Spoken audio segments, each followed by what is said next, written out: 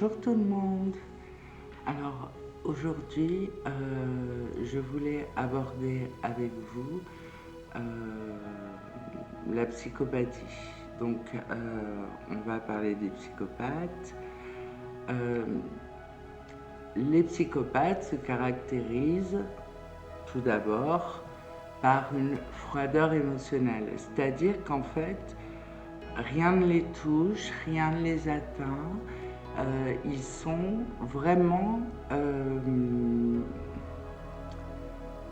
oui, c'est ce qu'on appelle froid, comme gelés dans leur sphère émotionnelle. Ils ne sont pas affectés par ce qui leur arrive, ils ne sont pas affectés par ce qui arrive aux autres. Euh, si ce n'est jouir de la souffrance des autres.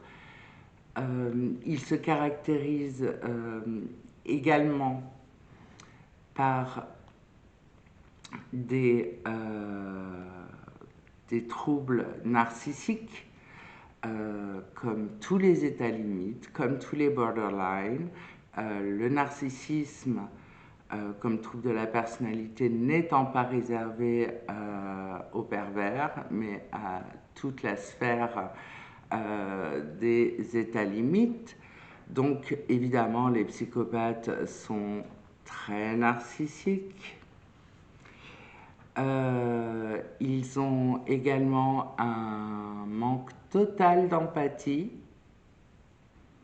Quand je dis un manque total, c'est strictement ça, c'est-à-dire vraiment l'empathie ne les... Ils ne connaissent pas ce que c'est. Ils ne savent pas avoir pitié. Ensuite, ce sont des personnes très très intelligentes. Souvent au-dessus de la moyenne. Ce sont des personnes qui sont des sujets calculateurs, des sujets qui agissent sous le coup de pulsions, de pulsions, de pulsions, comme on pourrait dire, malveillantes. Ils peuvent avoir deux façons de vivre leur psychopathie. Alors il y a la psychopathie qui va rester latente dans le sens où il n'y aura pas de passage à l'acte durant leur vie, mais leur personnalité reste psychopathique.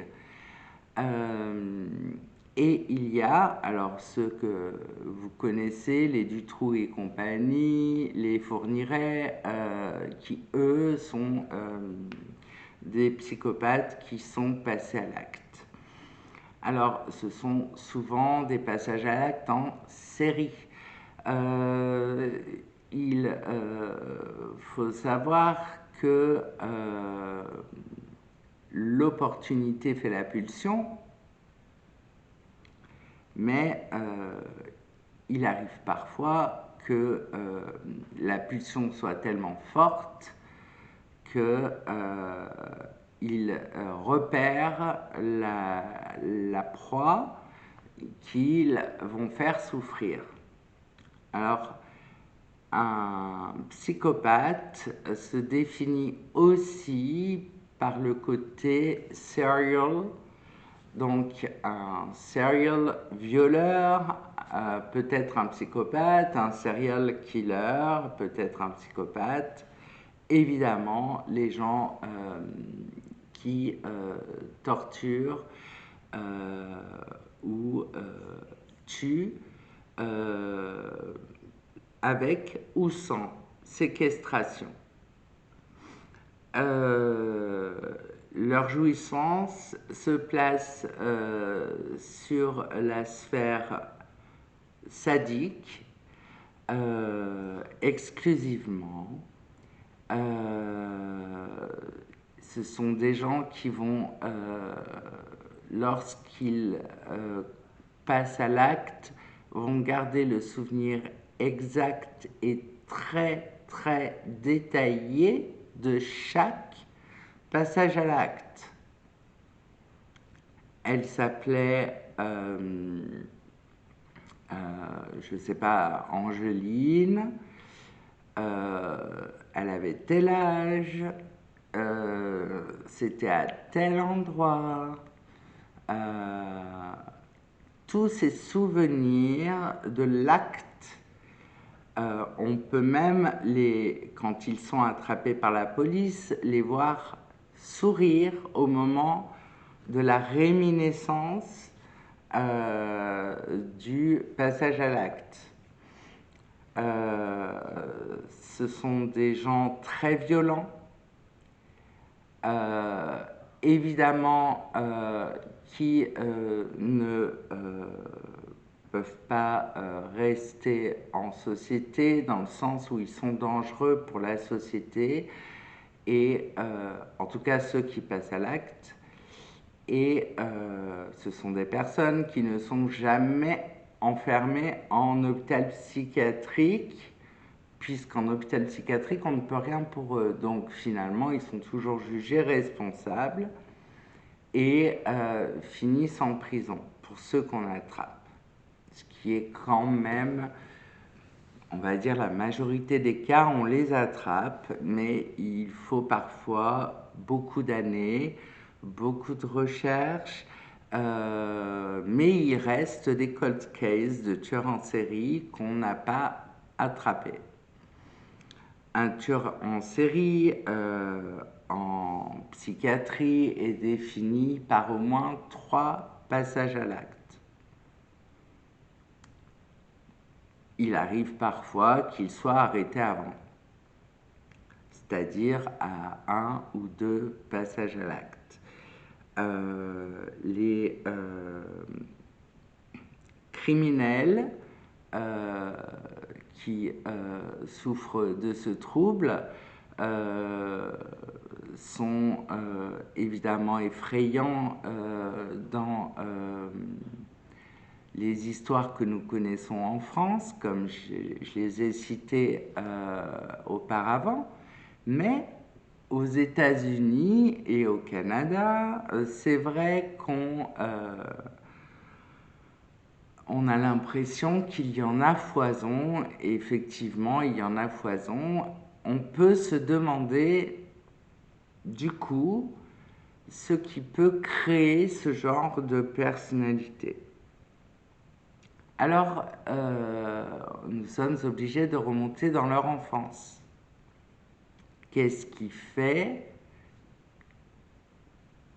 qu'un enfant deviendra psychopathe? Alors, ce sont souvent des enfants qui ont manqué d'amour, qui ont été molestés par leur mère, ou qui ont assisté à des violences contre leur mère, et qui déjà dès l'enfance, vers 6 ans, torturent et tuent des animaux en y prenant énormément de plaisir, de façon violente et sadique. Voilà. On les voit ensuite j'arrête avec mes E. On les voit ensuite plus tard faire des passages à l'acte, souvent vers les 16-17 ans, 18-19 ans, assez tôt. Il est rare qu'un psychopathe se réveille à 45 ans au niveau du passage à l'acte, parce qu'une personnalité psychopathe, elle est là depuis l'enfance. Nous avons quelques recherches en neurosciences qui permettent de montrer, et en génétique aussi, Il y a certaines malformations chromosomiques qui montrent que la personne sera plus tard un psychopathe, un tueur en série. Ces recherches en neurosciences, en tout cas, nous permettent qu'on situe chez ces personnes une absence totale d'émotion au niveau de l'amygdale, qui est une glande du cerveau, et non pas les amygdales qu'on nous enlève quand on est enfant. Une glande du cerveau qui est en fait le siège des affects, de l'émotion.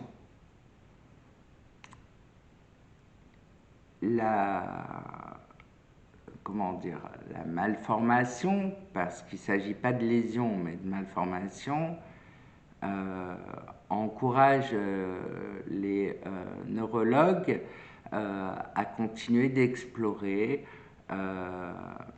ces IRM particulièrement démontrant particulièrement qu'on a affaire à des psychopathes.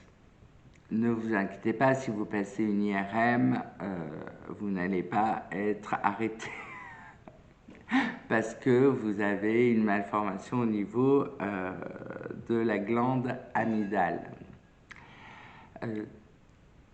Effectivement, il cause beaucoup de dégâts. Je m'attache vraiment aujourd'hui à vous parler de ceux qui passent à l'acte, parce que finalement, ceux qui ne passent pas à l'acte, ma foi,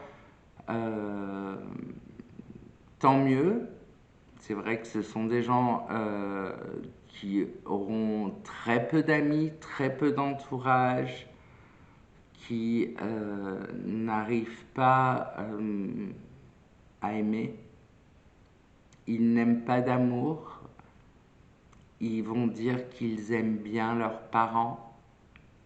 Et quand ils ont une compagne ou un compagnon, dire qu'ils l'aiment bien, qu'ils y sont attachés, mais c'est un attachement qui n'est pas émotionnel, qui est vraiment de l'ordre de l'utilité. Vous savez qu'il y a chez les états limites souvent une personnalité anaclitique qui fait qu'ils voient l'autre comme une utilité pour eux uniquement. Sont des gens très silencieux, qui parlent peu, ce qui effectivement, lorsqu'ils passent à l'acte, doit plonger vraiment leur victime dans un effroi total. Ils ne peuvent pas être bavards, ce ne sont pas des gens qui sont bien dans la société.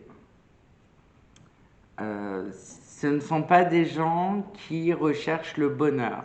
La seule chose qu'ils recherchent à travers l'accomplissement de leur jouissance, meurtrière, agression sexuelle, etc., cela va être la jouissance de voir souffrir l'autre. Je sais que c'est pas très joyeux de vous poster ça pendant les fêtes de fin d'année, mais je vous avais dit que je ferais une vidéo sur les psychopathes. Si vous voulez, je vous ferai une autre vidéo sur les psychopathes où je vous parlerai d'études de cas. avec des détails peut-être plus sordides, mais là, je voulais m'en tenir à la personnalité psychopathique sans rentrer dans le macabre, ni dans le mode d'emploi, le mode d'emploi du passage à l'acte qui est, j'ai un cheveu, voilà, qui est assez, c'est mortifère en fait, et ce ne sont pas des gens que nous retrouvons en cabinet d'analyse ou chez le psychiatre ou le psychologue. Ce sont des gens qui ne peuvent pas se confier, si ce n'est de façon très très superficielle, froide, et aucune thérapie ne peut les aider. À savoir que la plupart des psychopathes qui sont passés à l'acte en France sont détenus à Château-Thierry, dans une prison qui a un statut particulier, c'est où on enferme les gens qu'on ne laissera plus sortir parce qu'ils sont éminemment dangereux pour la société, pour tout un chacun, avec un risque de récidive de 1 sur 1. C'est-à-dire qu'il y a une chance sur 1 qui récidive. Ça veut dire qu'ils vont, de toute façon, si on les lâche, recommencer. Ils ne peuvent pas faire autrement. Donc, ce sont des gens qui sont condamnés à vie. La condamnation à vie, en France, elle existe. C'est le cas, par exemple, de la meurtrière qui a été jugée récemment, de la petite, ça m'échappe, Lola, voilà. J'étais sur Léa, mais non, c'est Lola, qui a été assassinée dans le 19e arrondissement parisien. Bon. Évidemment, elle ne ressortira plus, elle est trop dangereuse. Heureusement que la prison, la réelle perpétuité existe pour ces personnes-là. Souvent en France, on croit que la perpétuité, c'est 30 ans maximum. Non, il y a bien des personnes qui sont détenues à vie, qui ne sortiront jamais, et j'en sais quelque chose. Voilà. Sur ce, je vous souhaite de bien finir l'année, de bonnes fêtes de fin d'année. Ne faites pas de cauchemars cette nuit. C'est pas le moment pour creuser ce genre de sujet. Donc c'est pour ça que je ferai quelque chose de plus approfondi en 2026. Et je vous embrasse, je vous souhaite un bon dimanche, portez-vous bien et faites attention à vous.